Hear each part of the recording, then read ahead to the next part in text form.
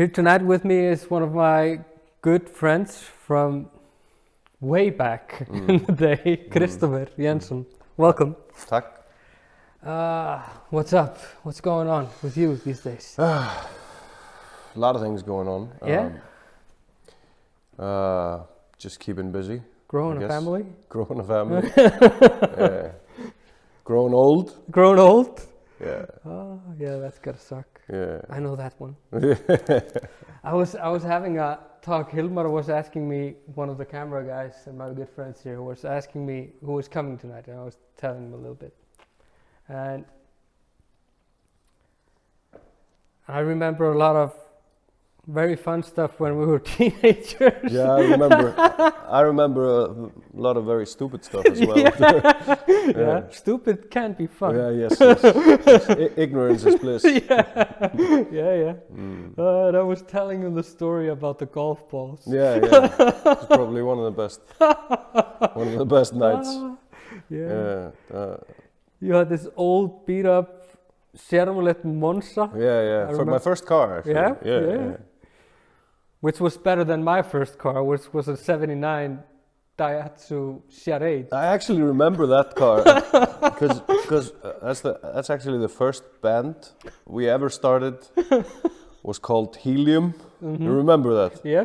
Yes, and I think we might have been around 13 or something, and you had this car at 13, and the only thing this band ever did was make a logo that no one could read. Yep. Because it was in this death metal scene.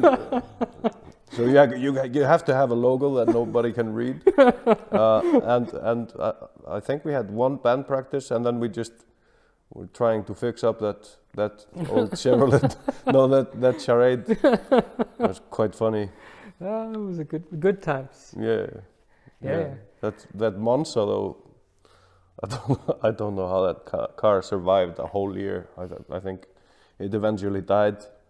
Yeah? Yes. I'm not surprised. We drove that down to the sea in Moselsberg through sand, which that car had no business on driving on that. Yeah, it filled up with water.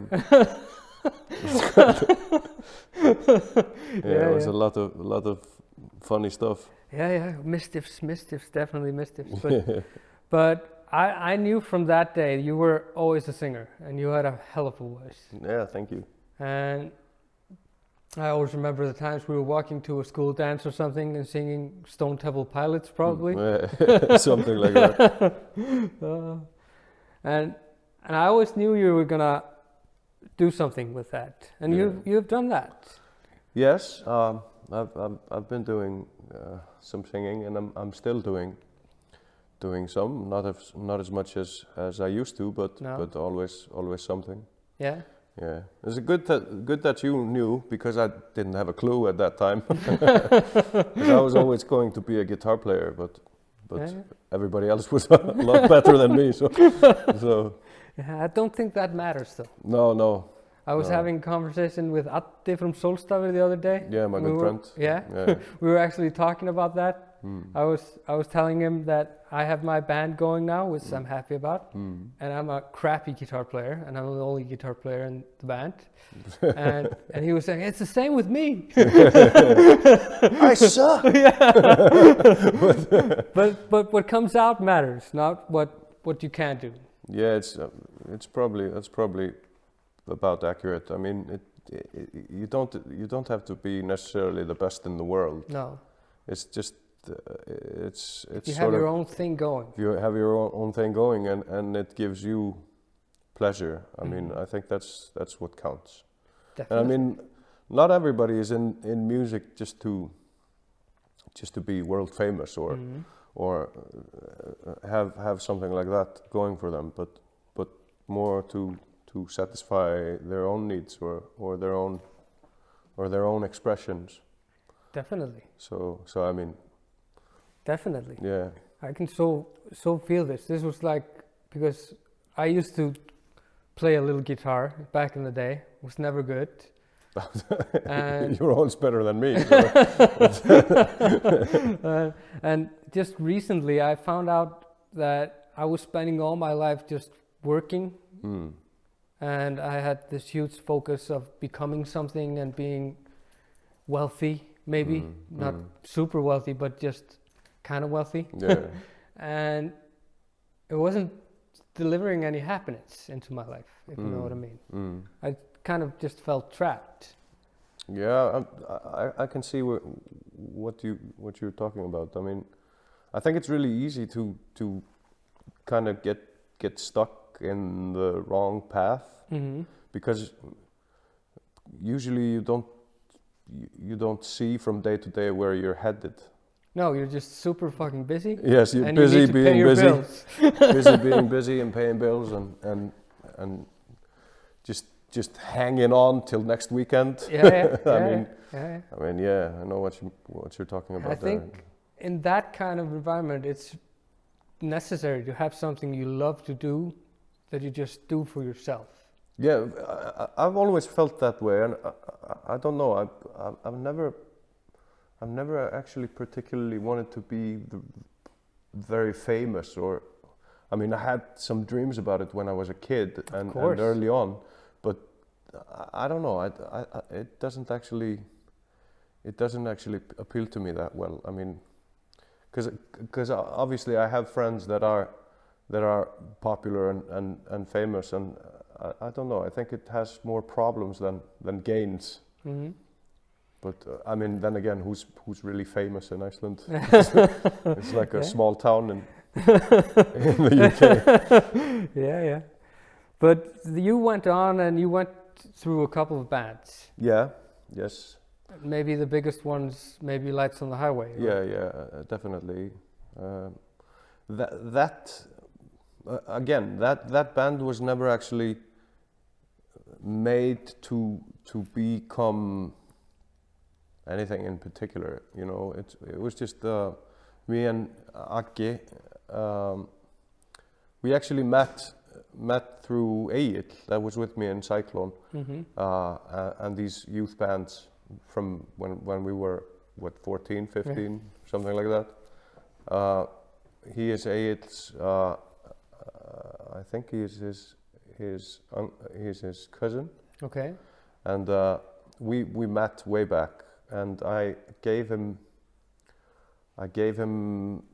or I let to him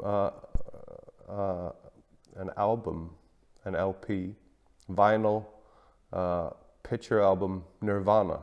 I think I don't remember what it was, a single, and it had School on one side and a picture of Nirvana. It was a really cool album.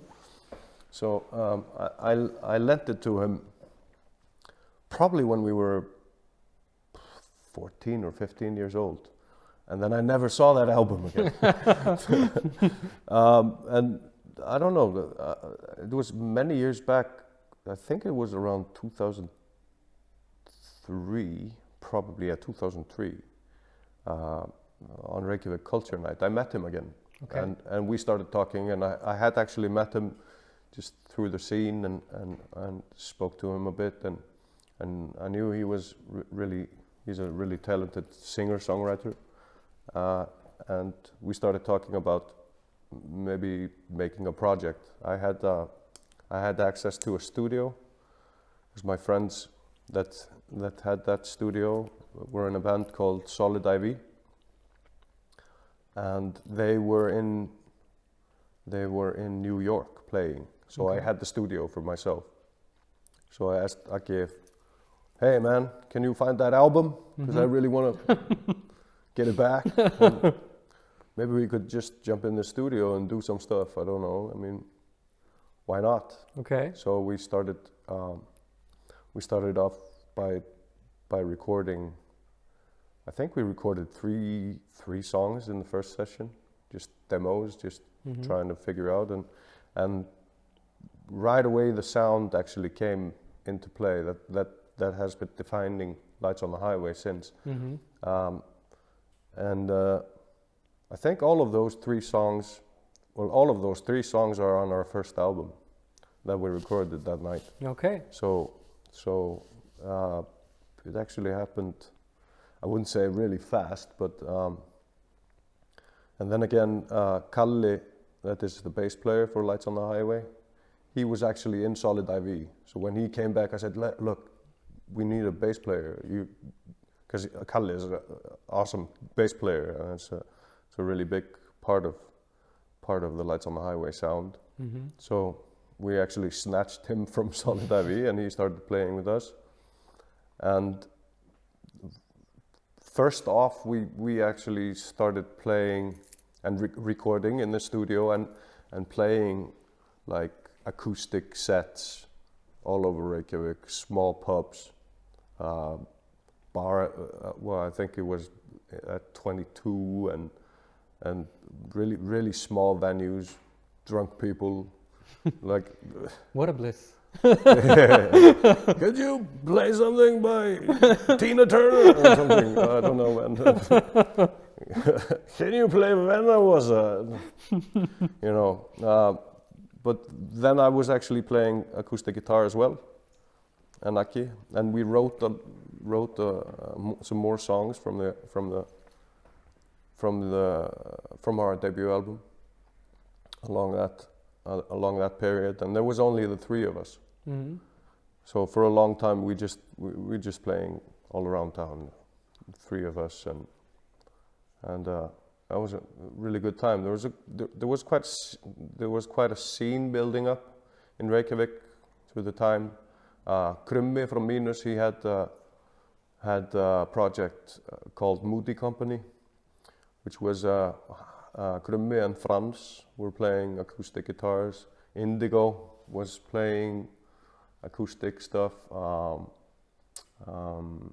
Tenderfoot were doing their stuff. That was actually Grimsi from Mosó, which is now the drummer of Solstafir. Mm-hmm. And there's a band called Bellstop that was there as well. There was this small scene going on at that time, like a acoustic, folky, alternative scene. Yeah, it was a cool scene. It was a pretty cool scene. I remember a couple of songs of the Tenderfoot thing. It was pretty cool too. Yeah, really good. Though I missed most of that. I was doing something else. Do something else. Yeah, so I mean that's how it all started, and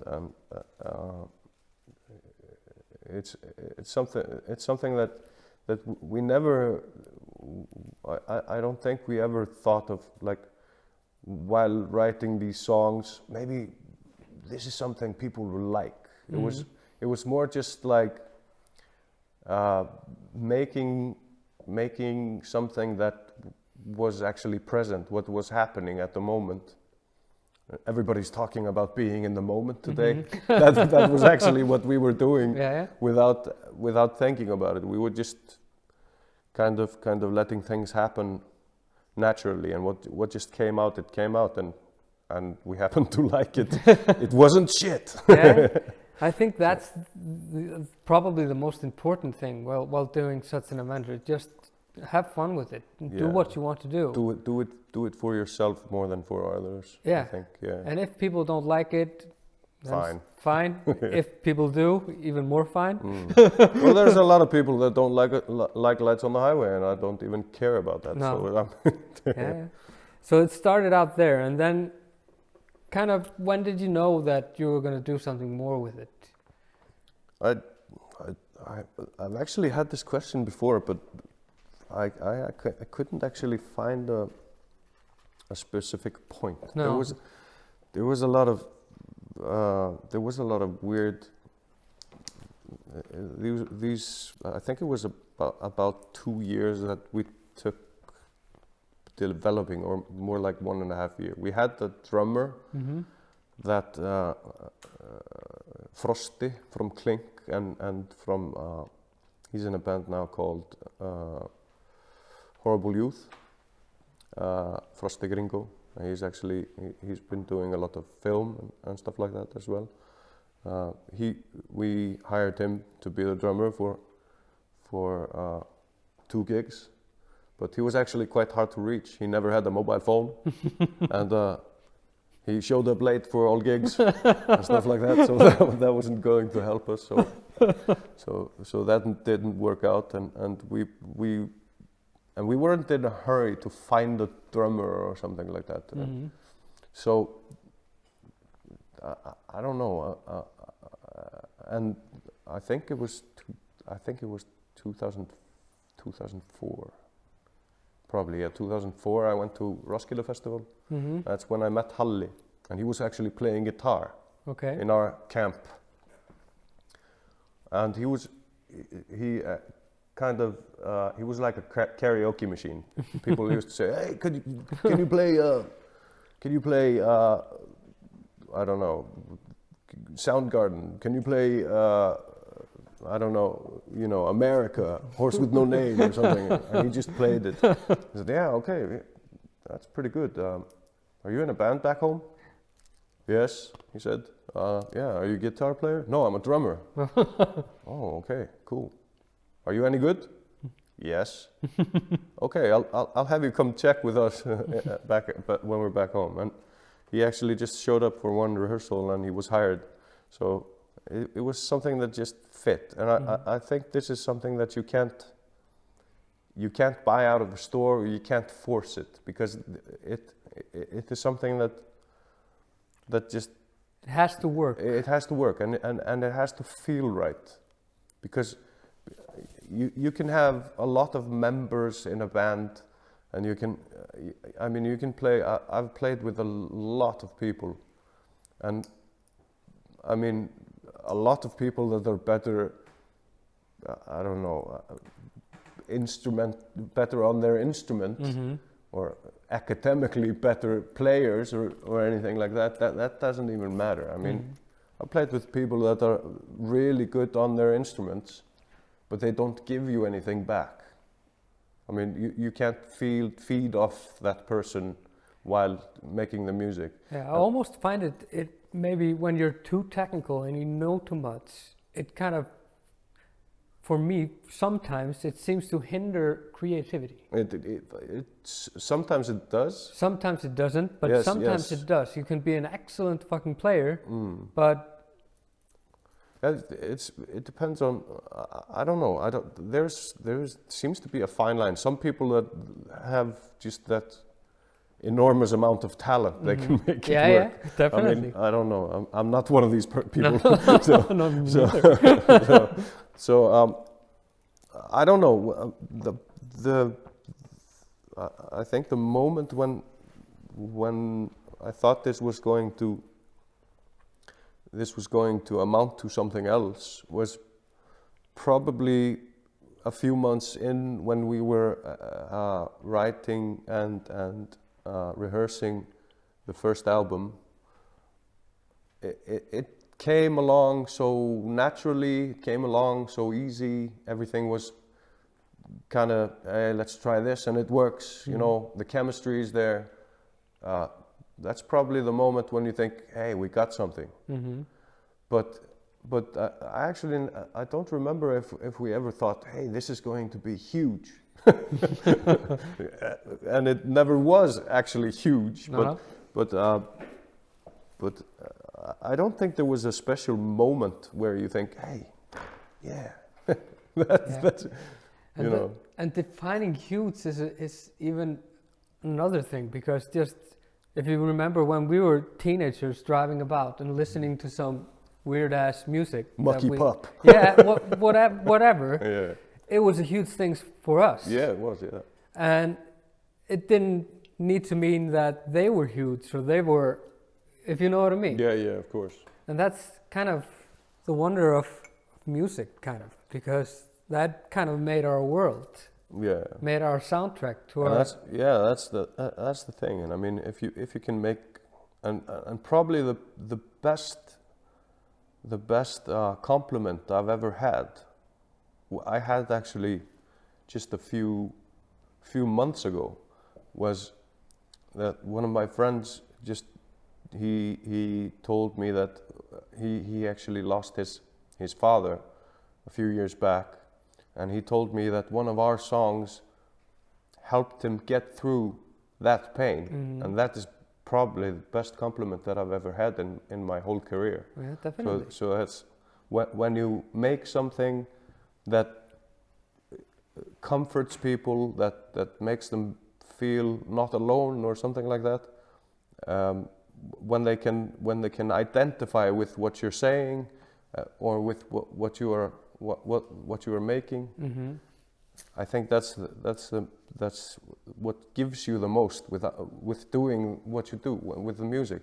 Not that that's the purpose with doing the music, but that people can reflect on what you are saying and what you are doing, and that's actually the biggest prize of the whole thing, I think. I would definitely say that. It kind of has its own life. Yeah.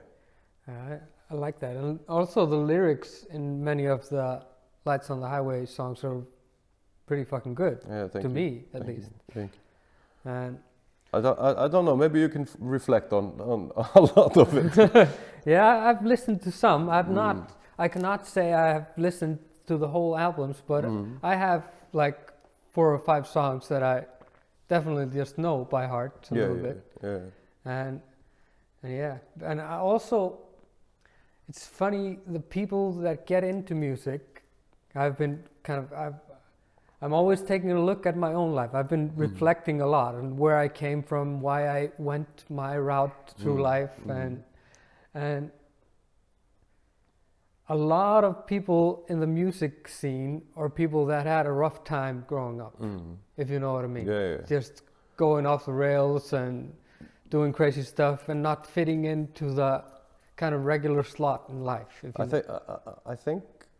I think it might be because it matures your emotional life of some sort. Not that I'm saying that I'm more mature emotionally than a lot of people. No. Quite the contrary. I'm pretty much. I actually said on my last Facebook status, I think, that my emotional life is pretty much like Atom Heart Mother with Pink Floyd. So if you listen to that, that's probably, it's a bit confusing. But I think it has an effect on you where you can you have more diversity of emotions to put into your work and put in, and I'm pretty sure that helped me a lot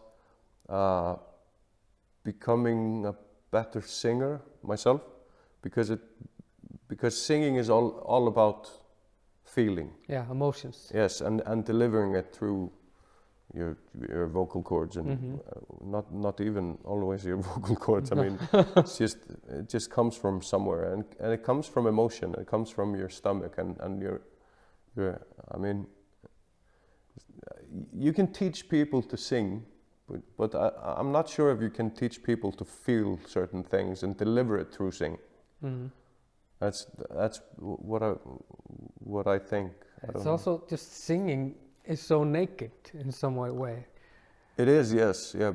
I mean, yeah, because it comes from yourself. I mean, but then again, I mean, you can still hear if you have 2 guitar players playing the same guitar, the same amplifier, the same song. You can blindly identify who is which. Yeah, it's funny how that works. Yeah, because I mean, they translate their emotions differently into the song and to the guitar playing. They play softer, they play harder, they play, you know. Yeah. It's because it translates through you and your emotions. And I mean, if you've had a, I don't know, it doesn't even have to be a rough time. Just if you've had an emotional life, and some people are very emotionally evolved and emotionally I'm lacking the word, mature. And I don't know, I don't think it's necessarily that. No, it's just having the diversity of bullshit going on in your life, I think. I think it's also just the struggles of finding your way. Yeah. I mean, I don't know if be quiet and study. I don't know. That works for some people. That I was always the fish swimming against the stream. Yeah, I know a little bit about that. You've been there. I've been there. But you get really tired pretty quick. I mean, eventually you'll end up dead and you'll go along the stream anyway. So I mean, so it's a balancing, and I think it's just figuring out your own way, what you want to do and how you want to do it. I'm still actually figuring out what I want to do when me I grow too. up. Me too. And I think that is key also. Yeah. Because then you're not content with what you got. Yeah, I don't know if I want to grow up yet. Yeah, but it makes you wonder, because now I was thinking about this the other day. Is it the same for my parents? And I was just like wondering, because now I'm fucking 40 or something, and I never saw me getting that old somehow. And I think it's probably the same for like the generation before. Of course, just in a different way. Yeah, just in a different setting. Yeah, definitely. So it's, I mean, I mean, it's like a domino. I mean, one cube tilts the other, and so on. I mean, but it's the different setting. You know, they had a different upbringing and well, less technology. And I'm reflecting on this with my daughter today. I mean, I can see that there's a lot of changes going on right now. I mean, my daughter is almost 13 now, and you have kids that are teenagers, and you had kids earlier than I did. So I mean, your kids are being grown-ups. Definitely. I have an 18-year-old living at my house now, which is my kid, which is weird in itself.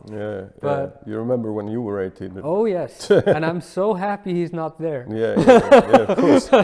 Yeah, but I mean, and there's a lot of things that you kind of realize later on, like you just said. I mean, it's the same for our parents. Yeah, and I mean, as you grow older, you become more, you view your parents as your equals and your friends more than rivals or something, or some kind of authority that that you have to be constantly against. And it's quite weird. I was asked to join a charity concert in Iceland. Earlier, well, actually late last year, which and they were covering songs from the 90s, Nirvana and Pearl Jam and all of that stuff. So, and I was singing a song from Nirvana's Nevermind. I think I don't remember which song it was, and then it came to me that. You remember when we went to Reykjaskóli up north? Oh yes. That was probably 91. Yes, we were 12. Yeah, 91, and Nirvana Nevermind just came out, and I just remember listening to this album over and over on my Walkman on the bus, and the whole week just listening to the same album, just turning the cassette. I had a cassette player because I never got to have those CD players, which only the rich kids had. I think they were probably brand spanking new back then. So there wasn't a lot of people that had those, but I specifically remembered that, and when I had this charity concert, my daughter was then going to Reykjaskóli. When I was actually listening to these songs again, just trying to remember the lyrics and just the song. I hadn't listened to that for quite a while, but that was actually quite a weird point that my daughter was going to the same place where I was listening to this album. It's something that sort of clicks with you. You know, it's weird. I remember when my kids were going there. Yeah. Heiðar was going there. He was in the same room that me and Gusti was in when I was there. It's weird. I mean, It's definitely weird. it's like, whatever, next. You're old, you're irrelevant. I've been trying, like my kids, they know all my history and know all my mistakes. And I think that's maybe the biggest generation gap between us and our kids and our parents and their kids. Because I remember in my house, my parents were perfect. There's in my mind. Yeah, there's always this secrecy. Yeah, it was. You didn't talk about the mistakes. You didn't talk about the hardships and what they went through. They talked about what looked good and what felt good. Yeah, it's more of a hush-hush upbringing. But I think it comes from they just wanted us to do better than they did. Yeah, and I think that the generations before that, it was even more so. Yeah, and definitely. I mean, if you made mistakes, you got beaten up. Yeah. Today, that wouldn't fly very well. I mean, teachers can even not say anything to kids today because they'll get crazy parents and lawyers and stuff like that. So, I mean, it's quite, and if you think about it, from when we were at school, 12 years old or something, and the 12-year-old kids today, how it's worlds apart. Yes, it is. It's pretty crazy, and just I feel like 100 years old when you think of the technology involvement. That's where you kind of connect with your parents when they were talking. Yeah, we went to walk all this way and we had to work from we were 13 and all that shit. And I was thinking, could you come get me at football practice? What fuck? I used to walk 100 kilometers to school every day. I had this waking up moment the other day when my son called me and told me he was locked out. Yeah. And I reflected and remembered because that happened to me a lot. You always had a key around your neck. Yeah, I remember that. And oftentimes I forgot it. And if I got fucked up and forgot it, I just had to find something to do. Yeah. When my parents came home from work, I would get in. It's not like you now he was just like, Dad, you have to come home. I'm locked out and I'm hungry. It's like. Yeah. Plus, you couldn't even call anybody. Nope. Definitely not. That's pretty weird. Funny how this works. We're old now. That's the time when I used to remember phone numbers. Yep. I don't remember a single phone number today. I remember Gusta's number still back in Mosel. You do? Yeah, just because it's super fucking easy. It was 666. Number of the beast from Moses Black. Yeah. It's always 66 or 666. A lot of sixes. Yeah. That's funny. And what are you doing what do you do now? What's going on in your life? I work for a security company. Okay. And I'm department manager there. Okay. Quite a grown-up job. Been doing that for a long time. So I mean, when you suddenly wake up and realize you're not going to be a rock star, you're gonna have to find something to do that pays the bills. Yeah. No, actually, it wasn't more like when I had my first kid. Yeah. When you have kids, I know everybody says that, but when you have kids, things change. Yeah, definitely. And if you don't change, then you're probably doing it wrong. So that's when I started, well, actually by accident, doing video surveillance. I did that for a few years, and then I evolved to do what I'm doing today. Pays my bills. Yeah. And you're doing something in music also? I'm always doing a few things, but nothing that's really flying high. I just don't actually have the time, or actually don't give myself the time. I have a kid that's 3 months old now. Yeah. That takes time. That takes a bit of time, yeah. And energy. Yeah. So I mean, I always want to do more, and I am going to do more, but I'm not really full on as I used to be. It's not possible when you have really young kids. Yeah, You're exactly. sleep deprived. Well, if you skip sleeping, Yeah. Yeah. you could, Yeah. but it's probably not a good idea. No. So I mean, there's always a few projects that's kind of just sitting there. I actually made an album with Kalle, my friend from Tenderfoot. We have an album that's been untouched for probably 14 years or something, and we're always let's do it now, okay? And then nothing happens, you know. Okay. Sort of life happens. So it's just recorded and sitting there. It's not even fully recorded. So, okay.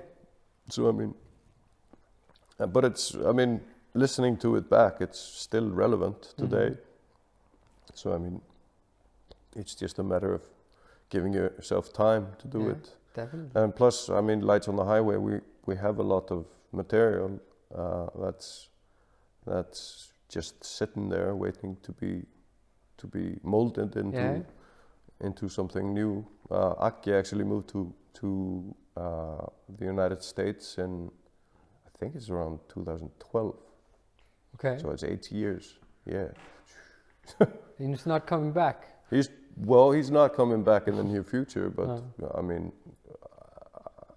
if you would ask me 10 years from now, where I would be in 10 years, I'd be miles off. I mean, I don't know. I don't know that's how life works. I never know what's going to happen. I mean, I might not even survive until the next weekend. So I mean, you never know what's going to happen. Yeah, life on life terms. Yes, probably. Yeah. This has been fun. Yeah. Short and sweet, but that's good. And I will probably call you up because we're thinking about having different singers for different songs. And if you're interested, I would probably gonna give you a call. Yes. If you'd like to try it out. If I'm lucky.